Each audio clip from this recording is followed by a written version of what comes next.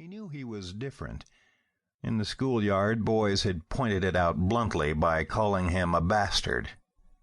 Alexandra stepped closer to Jeremy, bending over him.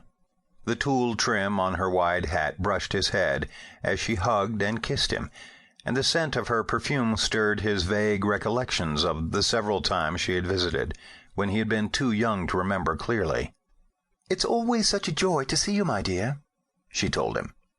"And each time I do, I'm astonished by how you've grown." She turned to her husband.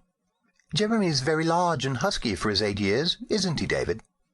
"Indeed he is," the man agreed. "He's a fine, handsome lad." Jeremy tried to smile, but he was uneasy about them and wondered why they were there. Then, as he noticed what was beside the front door, his fear exploded into panic. He wanted to run to the ironbark tree in the garden and climb to the top of it, but he was unable to move. A bundle containing his clothes and other things was beside the door. Like the furnishings, he was being taken away. His mother was giving him to the man and woman. Alexandra saw his reaction, her eyes conveying sympathy as she touched his face gently. Then she turned to his mother. "Clara, I know your torment must be more than any mortal should have to bear," she said. "I earnestly wish that I had some way to lighten that burden." "You have, Mistress Kerrick," Clara assured her. "My other children aren't situated to see to Jeremy, and I intended to write to you about him. This has worked out much better than I'd hoped. David and I thought we were coming to Sydney on business, but I realize now that God's hand was guiding us. I would have come post-haste in any event, if you had written. Attending to Jeremy will be a pleasure, not a duty. Isn't there anything else we can do?" "No. My only concern is my children, and now their future is bright. I haven't tried to explain it to the boy, which has been weak of me." "No, it wasn't weakness, Clara. You've shown great courage in this situation. At the appropriate time I'll explain everything to Jeremy. As for what Morton did, it was the minimum fulfillment of an obligation." "Many wouldn't have done it, though, Mistress Kerrick. My mind is at peace about Benjamin, Agnes, and Daphne, and I'm most grateful to Sir Morton.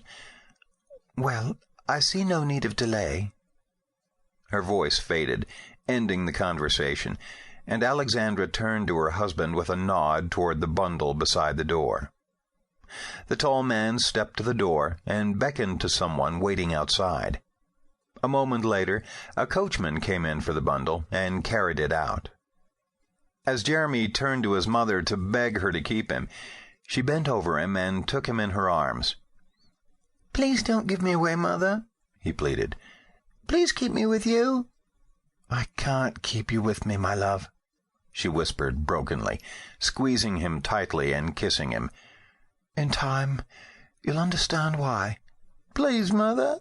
"I can't, my love, I can't," she told him, her voice breaking with a sob.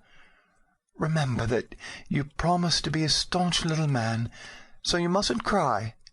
Be a good boy and obey your grandparents." Her tears were damp against his face as she kissed him again. He tried to cling to her when she released him, but she took his arms from around her neck, kissing his hands. Then David Kerrick effortlessly lifted the boy on one arm and stepped toward the door with him. Jeremy looked over the man's shoulder, reaching out toward his mother in a silent gesture of despair. She and Alexandra hugged each other, both of them weeping. Then the boy had his last glimpse of his mother as he was carried outside. Alexandra came out, her footsteps uncertain as she wiped at her eyes with her handkerchief, and the door closed behind her. A carriage waited at the end of the path. Taking his wife's arm with his free hand, David guided her down the path and helped her into the vehicle. He stepped inside and sat on the seat across from her, placing Jeremy beside him. Then the carriage moved away from the house and down the street. Jeremy was stunned, too bewildered to cry. What was happening seemed unreal to him, a nightmare from which he would presently awaken.